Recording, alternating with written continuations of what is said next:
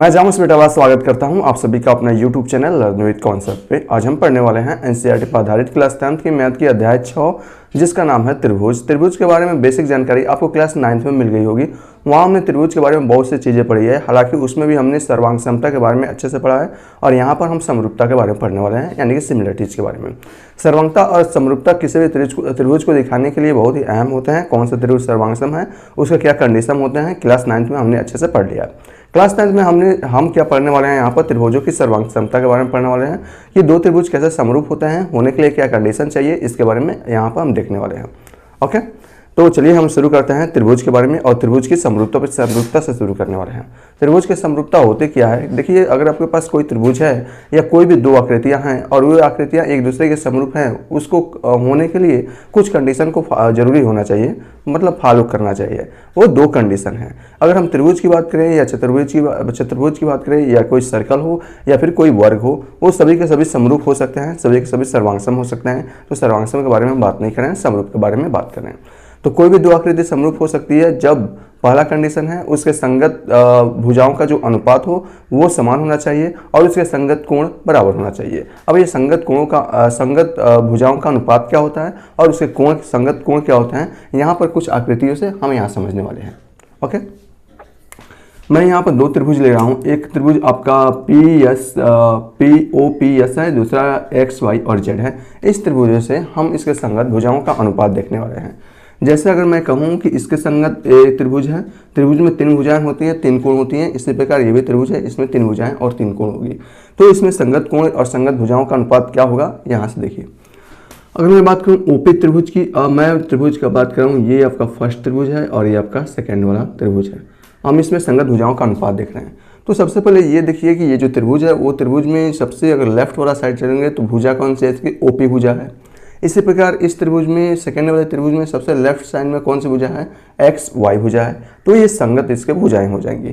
तो इसकी संगत भुजा क्या होगी, ये होगी। जैसे यहाँ पर आधार की संगत भुजा ये आधार वाला होगी और फिर बची हुई जो त्रिभुज की भुजाएं होंगी वो एक दूसरे के संगत हो जाएंगी। ये भुजा और ये भुजा एक दूसरे के संगत हो गए, ठीक है ना। इस प्रकार संगत, ये तो संगत भुजा है और फिर इसका संगत कोण क्या होगा, तो संगत कोण यहाँ देखिए, इसके जो शीर्ष है इसके संगत कोण कौन सा होगा, त्रिभुज के जो शीर्ष है सेकेंड वाला उसका संगत कोण हो जाएगा। इसी प्रकार O, अगर P का देखा जाए संगत कोण, तो ये इसका संगत कोण ये Y हो जाएगा। इसी प्रकार S का संगत कोण देखा जाए तो इसका जो संगत कोण होगा वो ये होगा, ठीक है ना। तो संगत कोण और संगत भुजाओं का अनुपात, ये दोनों अगर कंडीशन को फॉलो कर रहा है तो त्रिभुज आपके समरूप त्रिभुज यानी कि समरूपता को फॉलो करते हैं, ठीक है। तो संगत भुजाओं का अनुपात कैसे लिखते हैं, तो यहाँ देखिए OP भुजा है, ये आपका OP भुजा है। इसी प्रकार XY भुजा है, ये तो इसका संगत भुजा है। संगत भुजा का मतलब OP भुजा और यहाँ से XY भुजा एक दूसरे के संगत है। लेकिन मैंने क्या कहा कि संगत भुजाओं का अनुपात बराबर होना चाहिए, तो हमें इसका अनुपात लेना होगा, OP भुजा और इसके संगत भुजा XY, ठीक है ना। अब यहाँ देखिए PS भुजा और इसके जो संगत भुजा है YZ और इसका अनुपात। इसी प्रकार OS भुजा और इसके संगत भुजाओं का हमें अनुपात लेना है, तो यहाँ से XZ भुजा हो जाएगी। अगर इस कंडीशन को फॉलो कर रहा है तो यह कहेंगे समरूपता की कंडीशन को फॉलो कर रहा है। दूसरा मैंने आपसे क्या बताया, यहाँ देखिए संगत कोण बराबर होना चाहिए।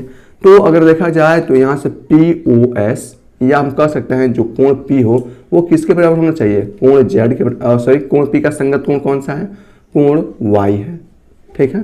तो ये बराबर होना चाहिए। और यहाँ देखिए कोण O का संगत कोण क्या है, O है ना, ये आपका कोण O है और इसके संगत कोण क्या है, कोण X। तो ये भी आपका क्या होना चाहिए, बराबर होना चाहिए। अब क्या बचा, POS बचा। अब ये कोण S का संगत जो कोण है, S का संगत कोण क्या है, Z है, तो ये भी आपका Z हो जाएगा। अगर कोई भी त्रिभुज है, इन दो कंडीशन, ये आपका फर्स्ट कंडीशन है और ये आपका सेकेंड कंडीशन है, इन दोनों कंडीशन को फॉलो करता है तो हम कहते हैं कि यह त्रिभुज जो है समरूपता की कंडीशन को फॉलो करता है, अतः यह दोनों त्रिभुज क्या है, समरूप है। ओके, यहाँ कुछ देखिए, जब भी समरूपता का कंडीशन को देगा तो वहां से आपको सिर्फ भुजा देगी, कोण नहीं देगा। हालांकि वो कोण मान लेता है कि ये जो कोण है वो इसके संगत कोण बराबर है, तो सिर्फ भुजाओं को लेकर हमें प्रूफ करना पड़ता है, ठीक है ना। अगर कोई ट्रायंगल है, त्रिभुज है, सिर्फ इस कंडीशन को फॉलो करती है, इस कंडीशन को फॉलो नहीं करती है, तो ये जरूरी नहीं है कि वो क्या हो, समरूप का हो। दोनों कंडीशन को फॉलो करना चाहिए, ठीक है। दोनों कंडीशन को फॉलो करें तो वो समरूप है, वरना समरूप नहीं है, ठीक है। ओके, यहाँ देखिए, ये आपका फर्स्ट कंडीशन था, ये आपका सेकेंड कंडीशन है। तो मैंने आपसे क्या बताया कि संगत भुजाओं का अनुपात बराबर होना चाहिए, संगत कोण बराबर होना चाहिए, और इसके यह संगत कोण है। चलिए हम इसी प्रकार इस त्रिभुज में देखते हैं। ये आपका त्रिभुज क्या है, ये आपका त्रिभुज फर्स्ट है और ये आपका त्रिभुज क्या है, सेकंड है। तो आपको बताना है कि इसमें संगत कोण कौन से होंगे। तो ये तो राइट एंगल ट्रायंगल है, तो राइट एंगल ट्रायंगल में एक कोण जो होता है 90 डिग्री का होता है, बचे हुए दो कोणों का योगफल 90 डिग्री होता है। ओके, अब यहाँ देखिए, ये आपका बी है, तो बी है, इसके संगत कोण तो ये बन जाएंगे। इसी प्रकार सी है, तो इसके संगत कोण ये बन जाएंगे, और इसके शीर्ष का संगत कोण इसके शीर्ष वाला बन जाएगा। तो पहचानना बहुत ही आसान होता है, ठीक है ना। संगत कोण पहचानना हो तो बस ये देखिए कौन से कोण ले रहे हैं, उस कोण का संगत, जैसे यहाँ 90 डिग्री तो 90 डिग्री होना चाहिए, ये कोण और ये कोण बराबर होना चाहिए, शीर्ष वाला है ना, और ये शीर्ष वाला कोण बराबर होना चाहिए, और ये बेस पर बना हुआ कोण ये भी बराबर होना चाहिए। कोण को लिखने के दो तरीके होते हैं, उन दोनों तरीकों को मैं बता देता हूँ।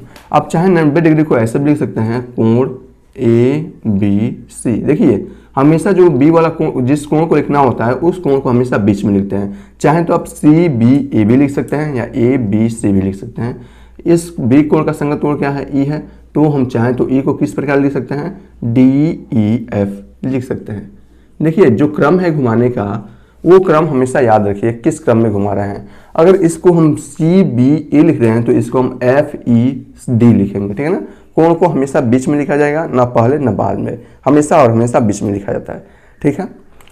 इसी प्रकार ये देखिए, अब हम इस कोण को लिखना चाहें तो BAC लिख सकते हैं, कोण यह आपका BAC। इसी प्रकार BAC लिखा तो हमने EDF लिखेंगे, आपका कोण ED और यह F।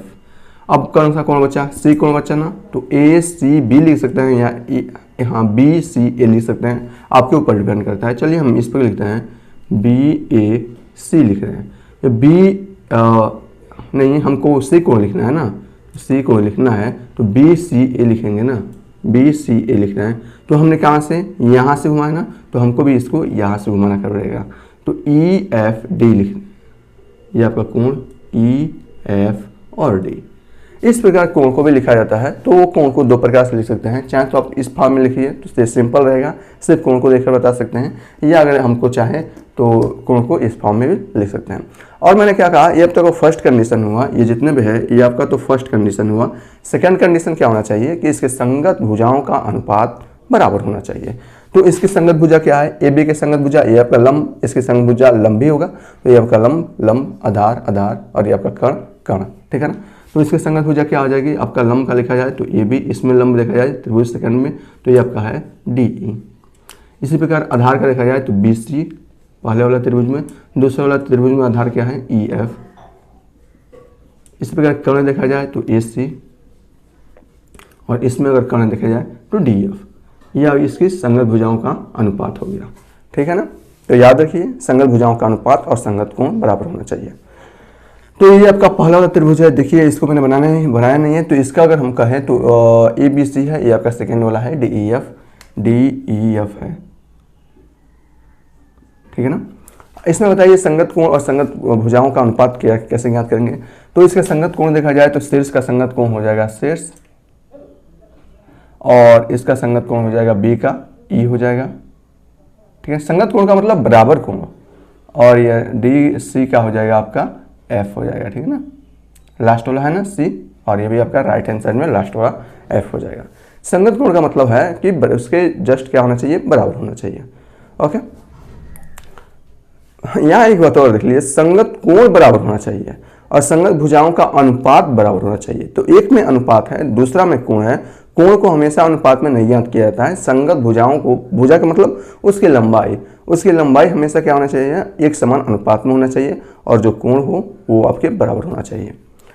यहाँ देखिए इसको मैं कंडीशन 1 कंडीशन 2 मैं इसको लिख दिया हूँ, आप भी अच्छे से मतलब इसको लिख लीजिएगा। पहला कंडीशन क्या है, संगत अगर कोई त्रिभुज समरूप त्रिभुज है तो उस कंडीशन में पहला जो उसका कंडीशन बनता है, संगत भुजाओं का अनुपात बराबर होना चाहिए, और मैं यहाँ से AB के संगत भुजा क्या हो जाएगी DE, और BC के संगत भुजा EF, और AC के संगत भुजा DF, और ये क्या होना चाहिए, संगत भुजाओं का अनुपात बराबर होना चाहिए। दूसरा में संगत कोण बराबर होना चाहिए, ठीक है ना। संगत कोण बराबर होना चाहिए, इसका मतलब यहाँ देखिए कोण को लिखने के दो तरीके होते हैं, चाहे तो आप ऐसा भी लिख सकते हैं या चाहे तो हम लिख सकते हैं कोण B इक्वल टू कोण E। यहाँ से लिख सकते हैं बीच वाला का कोण क्या है, कोण C, और इसमें बीच का कोण क्या है, कोण F, इसमें बीच का कोण क्या है, कोण E इक्वल टू कोण D। तो लिखने के दो तरीके होते हैं, तो जैसा चाहें आप इस फॉर्म में लिखिएगा, काफ़ी बेहतर होगा। तो ये थी आपकी समरूपता पर आधारित सभी के सभी कॉन्सेप्ट, अभी ख़त्म नहीं हुए हैं, दो कॉन्सेप्ट, दो तीन कॉन्सेप्ट वो भी बता देते हैं। देखिए, अगर हम सर्वांग की बात करें, अगर हम समरूप की बात करें, तो दो ये अलग अलग चीज़ हैं, ठीक है ना। सर्वांग का मतलब होता है सभी के सभी अंग समान होते हैं। जैसे एक त्रिभुज दूसरे त्रिभुज का सर्वांग सम है, एक का मतलब एक त्रिभुज का प्रतिबिंब ही दूसरा त्रिभुज है, यानी कि दोनों के त्रिभुज की भुजाओं का जो भुजाएं हैं वो भी बराबर हैं, उनके संगत कोण भी बराबर है। और समरूपता के कंडीशन में होता है कि संगत भुजाओं का अनुपात बराबर होना चाहिए, लेकिन समरूपता में होता है कि संगत भुजाओं का अनुपात बराबर होना चाहिए, लेकिन सर्वांग समता में होता है कि इसके सभी अंग यानी कि सभी के सभी भुजाएं बराबर होना चाहिए। अगर एक भुजा एक त्रिभुज की जो भुजा है वो 5 सेंटीमीटर है और दूसरे त्रिभुज की जो भुजा है वो उसके संगत भुजा वो भी 5 सेंटीमीटर है, इसका मतलब ए से बराबर होना चाहिए। मैं एग्जाम्पल से इसको अच्छे से समझा देता हूँ, ठीक है ना, सर्वांग समता के बारे में और समरूपता के बारे में। तो मैं इसको मिटा रहा हूँ यहाँ समझाने के लिए, इसकी ज़रूरत नहीं है। क्या ज़रूरत है, जब हम लोग समझ गए हैं तो ज़रूरत नहीं है, ठीक है ना। यहाँ देखिए, इसको भी मैं मिटा रहा हूँ फर्स्ट सेकंड को। यहाँ देखिए, अगर सर्वांग समता की बात करें, यहाँ से मैं लिख रहा हूँ सर्वांग समता। हम समरूपता पढ़े हैं, सर्वांग समता हमने क्लास 9th में पढ़ लिया है। किसमें, क्लास 9th में पढ़ लिया। मैं एक बार फिर से इसको बता देता हूँ। देखिए, जैसे अगर मैं बात करूँ इन दोनों त्रिभुज की, ये आपका त्रिभुज फर्स्ट और ये त्रिभुज सेकंड है। अगर ये मान लीजिए है 5 और मान लीजिए यह है 3 और यह मान लीजिए है 4, 3 4 5 पे एक राइट एंगल ट्रायंगल बनता है। मैं इसमें बना दिया हूँ, एक राइट एंगल ट्रायंगल बन रहा है, लेकिन इसमें दिखाई नहीं दे रहा है कि राइट एंगल ट्रायंगल, हम तो समझने के लिए बता रहे हैं ना। तो यहाँ देखिए, तो इसके संगत भुजा क्या है, अगर ये 5 है, इसके 3 इसके संगत भुजा 3 है और ये 4 इसके संगत भुजा 4 है, तो इस प्रकार के जो त्रिभुज बनते हैं वो सर्वांग समता के नियम को फॉलो करते हैं। मतलब सभी के सभी अंग क्या होना चाहिए, समान होना चाहिए और इसके संगत कोण बराबर होना चाहिए। तो हम कह सकते हैं कि ये आपका त्रिभुज फर्स्ट, ये आपका त्रिभुज जो सेकंड है वो आपकी सर्वांग सम त्रिभुज है। इसका मतलब एक त्रिभुज के ऊपर दूसरा त्रिभुज रखेंगे तो उसको पूरी ढक लेगा, पहले वाले दूसरे को, दूसरे वाले पहले को, ठीक है ना। जैसे मैं इसको समझा रहा हूँ, ये क्या है, 2 मार्कर है, 2 मार्कर एक ही कंपनी के हैं, एक ही ब्रांड के हैं, तो ये दोनों के दोनों क्या है, सर्वांग सम है, ठीक है ना। क्योंकि इसके लंबाइयाँ, इसकी चौड़ाइयाँ और इसका जो परिधि होगा और इसका जो व्यास होगा, रेडियस होगा, वो सभी के सभी क्या है, बराबर है। तो ये क्या होंगे, एक दूसरे के सर्वांग सम होंगे, ठीक है ना। अब समरूपता के बारे में थोड़ी सी देख लेते हैं। तो मैं इसको चेंज कर रहा हूँ, ठीक है ना। ये आपका है 3 4, अब मैं इसको अलग कर रहा हूँ, और 5 और ये 8 और ये 9 6 कर दे रहा हूँ, ठीक है ना। तो यहाँ देखिए, 5 अगर ये है कितना, 10 सेंटीमीटर, थोड़ा सा न्यूमेरिकल में भी लेकर चलते हैं ना, आपको अच्छे से समझाते हैं। ये 8 है, ये हो जाए 16, ये 6 है, ये हो जाए 12। अब ये आपको बताना है कि आपका त्रिभुज फर्स्ट और सेकंड ये आपके समरूप है या नहीं है। कैसे चेक करेंगे, तो सबसे पहले आप ये देखेंगे कि इसके संगत कोण बराबर है या नहीं है। तो हम यहाँ देख रहे हैं कि इसके संगत कोण ये है, क्योंकि हमने डबल लाइन, ये आपका डबल लाइन, ये आपका फर्स्ट लाइन फर्स्ट और ये आपका थर्ड, ये आपका थर्ड, इसका मतलब संगत कोण तो बराबर है। अब हमें ये चेक करना है कि ये त्रिभुज सर्वांग सम है, तो इसके संगत भुजाओं का जो अनुपात होना चाहिए वो भी आपके बराबर होना चाहिए। तो इसकी मैं इसको मिटा रहा हूँ। इसकी संगत भुजा है 5 और ये आपका इसकी संगत भुजा क्या है, ओपी का संगत भुजा XY है और इसका हमें अनुपात लेना है जिसकी लंबाई 10 सेंटीमीटर है। ये आपका PS है 8 और इसकी संगत भुजा है YZ जिसकी लंबाई है 16 और ये आपका है OS जिसकी लंबाई है 6 इकाई और ये आपके इसकी संगत जो भुजा है XZ इसकी लंबाई है 12 और हमें इसका अनुपात लेना है और ये देखना है कि इसके अनुपात बराबर हो रहे हैं, नहीं हो रहे हैं। तो यहाँ से जब हम देख रहे हैं तो इसकी भी आएगा 1/2 इक्वल टू आएगा 1/2 और इक्वल टू आ रहा है 1/2। इसका मतलब इसकी संगत भुजाओं का जो अनुपात है वो समान आ रहा है, अतः जो त्रिभुज होंगे वो सर्वांग सम होंगे, ठीक है। यहाँ देखिए, इस त्रिभुज में थोड़ा सा राइट एंगल ट्रायंगल ये त्रिभुज है, ये भी देख लेते हैं। ये है आपका 7, ये है 25 और ये आपका 24, ठीक है। और मैं बात कर रहा हूँ तो ये आपका 21 क्यों कर रहे हैं हम, 28 कर रहे हैं ना। ये आपका है 28 और ये आपका है 100 और ये आपका है 96, ठीक है ना। हमें ये देखना है कि ये त्रिभुज समरूप है या नहीं है, सर्वांग समता नहीं, समरूपता के कंडीशन को फॉलो कर रहे हैं या नहीं कर रहे हैं। तो सबसे पहले हम ये देखेंगे कि संगत भुजाओं का जो अनुपात है वो बराबर है या नहीं है। चलिए इसमें हम कोण की भी माप कर देते हैं, कोण भी हम इसको बना देते हैं थोड़ा सा कोण, ताकि जितना भी हम अच्छे से प्रैक्टिस कर लेंगे, सीख लेंगे, आपके लिए उतना बेहतर होगा। ये आपका 90 डिग्री है, ये आपका 30 है और ये आपका 60 डिग्री है। ये आपका कितने है, 60 है या 90 है और ये आपका 30 डिग्री है। ओके, बिल्कुल ना। अब यहाँ देखिए, तो सबसे पहला कंडीशन क्या है कि इनके संगत भुजाओं का जो अनुपात है वो आपके बराबर होना चाहिए। चलिए हम देखते हैं। अगर देखा जाए त्रिभुज फर्स्ट में, आपका त्रिभुज सेकंड में, तो त्रिभुज फर्स्ट का जो लंब है वो कितना है, 24 और इसकी संगत भुजा इसके लंब ही होगी सेकंड वाले त्रिभुज की, और वो क्या है, 96। इसके संगत भुजा आधार है जिसकी लंबाई है 7 और इसकी भुजा आधार है जिसकी लंबाई है 28। इसकी भुजा है 25, कर्ण की लंबाई 25, इसमें कर्ण की लंबाई कितनी है, 100, ठीक है ना। और हमें ये देखना है कि इसकी संगत भुजाओं का अनुपात बराबर है या नहीं है। ये कितना हो जाएगा, 1/4 और ये कितना होगा आपका 1/4 और ये कितना होगा 25 से कम 25 और 25 चौको 100 यानी कि 1/4। तो हम यहाँ पे देख रहे हैं कि इसके जो संगत भुजाओं का जो अनुपात है वो आपके बराबर है। अब हमें ये जांच करना है कि इसके संगत कोण भी बराबर होना चाहिए। तो चलिए देखते हैं। अगर देखा जाए तो ये आपका 90 है, यानी कि कोण B इक्वल टू कोण E और इसका मान कितना है, 90 डिग्री है। बहुत बढ़िया। और देखा जाए इसका C का, तो कोण C और इसकी संगत भुजा क्या है, कोण EF और इसका मान कितना है, 30 डिग्री। इसका मतलब इसके भी संगत कोण बराबर है। अगर कोण E का देखा जाए शीर्ष का, तो समकोण त्रिभुज के शीर्ष का तो ये है, और इसमें देखा जाए समकोण त्रिभुज के शीर्ष का और ये है D और इसका भी मान कितना है, 60। इसका मतलब हम ये भी देख रहे हैं कि इसके संगत कोण क्या है, बराबर है। और संगत भुजाओं का जो अनुपात है वो भी बराबर है, ठीक है ना।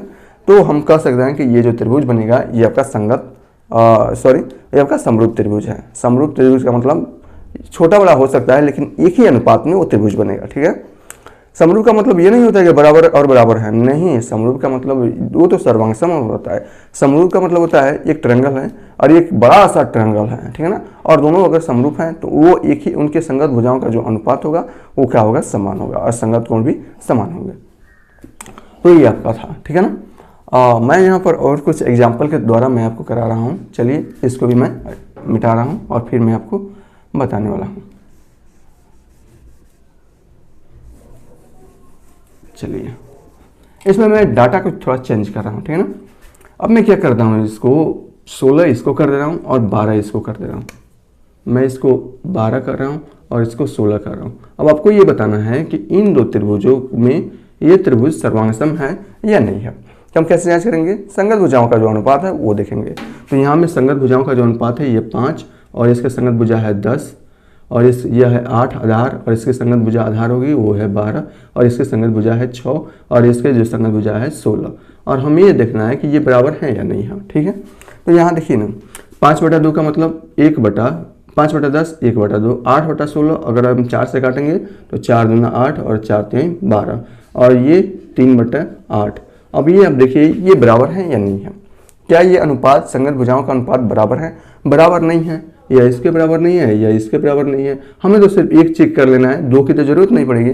जब एक ही दूसरे के बराबर नहीं है तो फिर आगे बढ़ने की जरूरत नहीं होती है, या आप बढ़ भी सकते हैं। तो हम कह सकते हैं कि इस कंडीशन में ये क्या है, समरूप त्रिभुज नहीं है। जब समरूप त्रिभुज नहीं है तो कोण की जाँच करने की बात ही नहीं है, ठीक है। इसी प्रकार अगर मैं इसकी डाटा चेंज करूँ, अगर मैं देखिए अगर एक भी डाटा अगर इधर से उधर होता है, संगत भुजाओं का एक भी डाटा अगर गड़बड़ा रहा है, इसका मतलब वो क्या होगा, समरूप नहीं होगा, ठीक है।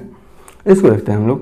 अगर ये 7 है, मैं इसको कर देता हूँ 25 और इस कंडीशन में कहूँ कि क्या ये आपके समरूप है या नहीं है। तो कैसे जांच करेंगे, संगत भुजाओं का अनुपात ये 24 और ये 96 और ये 7 और ये 25 और ये आपका है कर्ण की लंबाई 25 और इसमें कर्ण की लंबाई कितनी है, 100।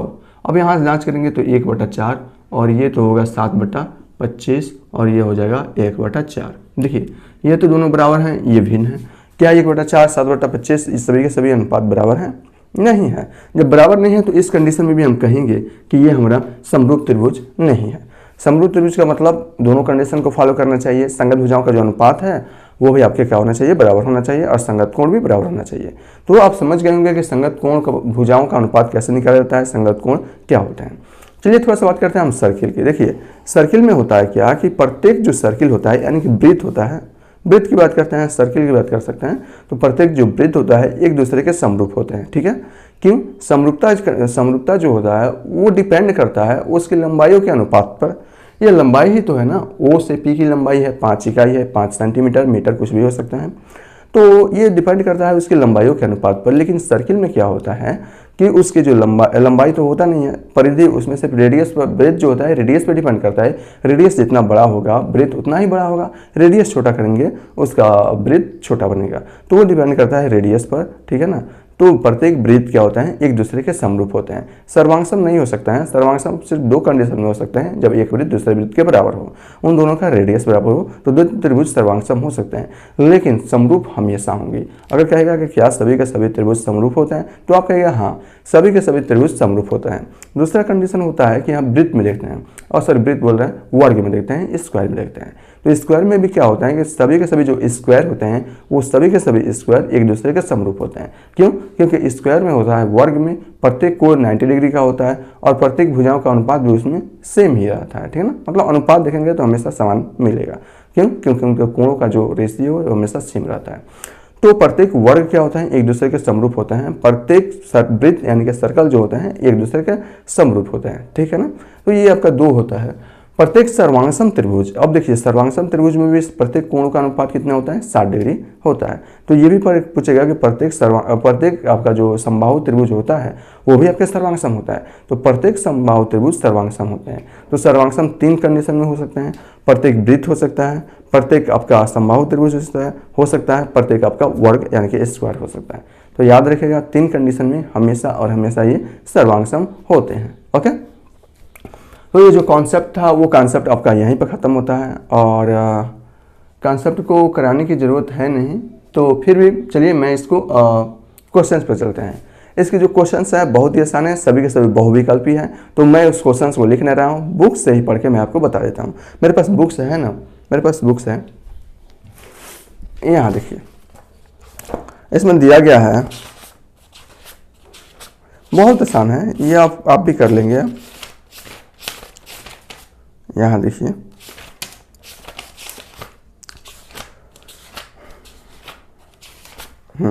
6.1 में दिया है, इसमें कहा है सभी वृत्त क्या होते हैं, समरूप होते हैं कि सर्वांगसम होते हैं। सर्वांगसम भी हो सकते हैं सभी वृत्त जब उनका रेडियस, दोनों त्रिभुज का रेडियस समान हो। लेकिन इसमें कहा है सभी वृत्त, अब सभी वृत्त में कैसे रेडियस समान हो सकता है, तो सभी वृत्त एक दूसरे के समरूप होते हैं। ओके, दूसरा इसमें क्वेश्चन दिया है सभी वर्ग। देखिए सभी वर्ग समरूप सर्वांगसम भी हो सकता है, कब, जब उनकी लंबाइयों का जो अनुपात है वो समान हो, एक समान हो। लेकिन इसमें कहा है कि सभी वर्ग का है, एक वर्ग की बात नहीं किया है, सभी वर्ग का है, तो सभी वर्ग क्या होते हैं, समरूप होते हैं।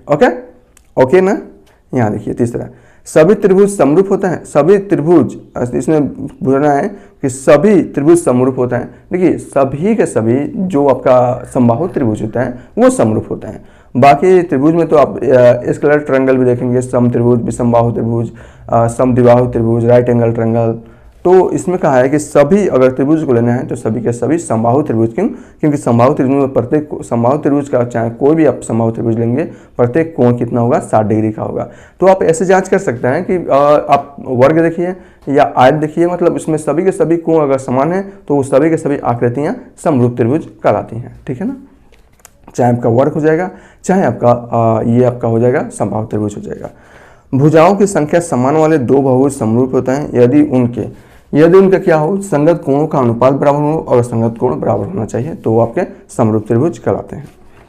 ठीक है ना, अच्छा ये बराबर का मतलब उसके उनके संगत भुजाएं, ये आपका समानुपाती है। ठीक है ना, एक होता है अनुक्रमानुपाती, मतलब व्युत्क्रमानुपाती होता है, एक आपका समानुक्रमानुपाती होता है। समान क्रमानुपाती का मतलब दोनों चीज़ें एक साथ बड़े हो। ठीक है ना, जैसे अगर मैं आपसे कहूँ, छोड़िए वो फिजिक्स की बात है ना, वो आप पढ़ लिए होंगे, देखिए बता ही देते हैं। अगर एक चीज़ के बढ़ने से दूसरा चीज़ बढ़ता है तो एक दूसरे के समानुपाती होते हैं। अनुक्रमानुपाती मतलब व्युत्क्रमानुपाती ये होता है, व्युत्क्रमानुपाती कि एक चीज़ के बढ़ने से आपका दूसरा चीज़ घटता है। जैसे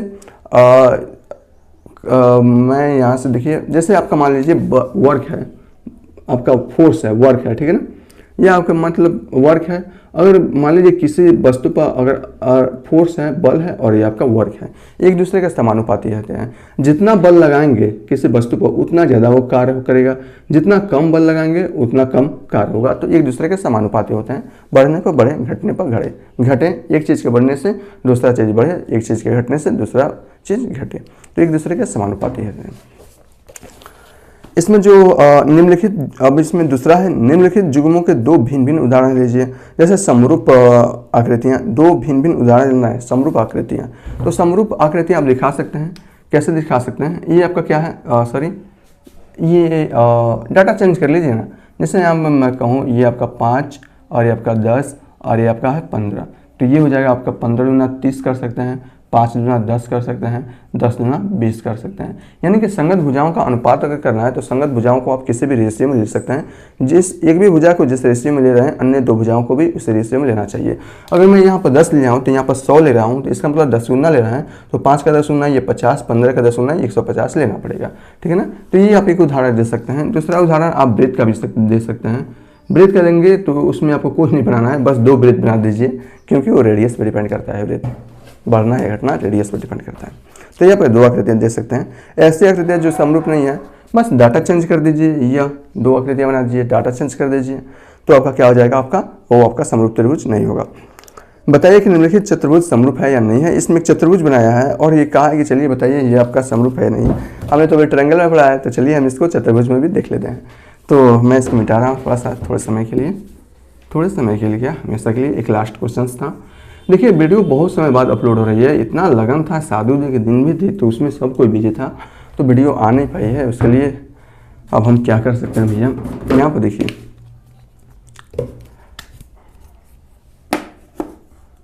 यहाँ पर पहले मैं एक ट्रायंगल बना रहा हूँ। चलिए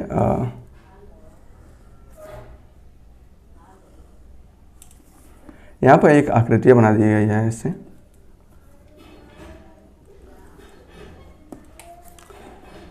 एक चतुर्भुज बना दिया गया है। वास्तव में यह चतुर्भुज नहीं है, ये तो पैरेललोग्राम लग रहा है, समांतर चतुर्भुज लग रहा है। इसमें जैसे बनाया है मैं ऐसे ही बना देता हूँ।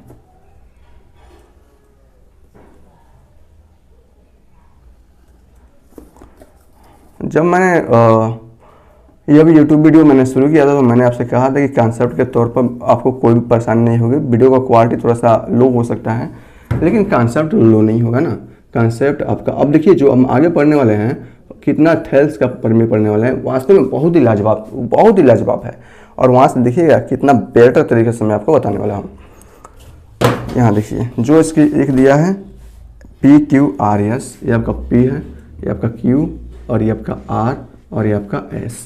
दूसरा हम दिया है ABCD, A B और ये आपका C और ये आपका D। लंबाइयाँ देख लीजिए 1.5, 1.5, 1.5, यानी कि सभी की लंबाई कितना है, 1.5 है। ये और इसकी लंबाइयाँ हैं 3। अब यहाँ देखिए, यहाँ से हालांकि इसमें दिया नहीं है कि यह आकृतियाँ क्या है। ये दिया है 90 डिग्री है। ये जब प्रत्येक कोण आपका 90 डिग्री दिया है, इसका मतलब ये क्या होगा, प्रत्येक कोण 90 डिग्री है। इसका मतलब ये वर्ग है। हम जानते हैं सभी के सभी जो वर्ग होते हैं, सभी वर्ग जो होते हैं वो क्या होते हैं, एक दूसरे के समरूप होते हैं, मतलब वो समरूप होते हैं। तो समरूप हमें दिखाना किसका है, ये पैरेललोग्राम है ना, ये पैरेललोग्राम है, हमें इसमें दिखाना है। अब यहाँ देखिए क्या इसके सभी के सभी कोण, पैरेललोग्राम यानी कि समांतर चतुर्भुज में सभी के सभी कोण जो होते हैं 90 डिग्री नहीं होते हैं। पहला बात है 90 तो होते ही नहीं है।